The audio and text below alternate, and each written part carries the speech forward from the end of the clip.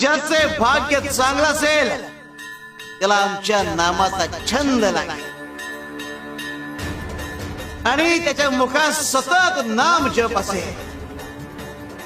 आमच्या नामाची गोडी निर्माण होईल. ध्यानी मनी स्वप्नी ही नाम संजीवनी वदनी असेल. त्याला निरंतर सुखाची प्राप्ती होईल. तसं मधाचं सेवन करण्यासाठी भ्रमर कमळ फुलात गुंतून पडतो आणि अत्यंत आनंदाने आणि आदराने मधाचा आस्वाद घेतो.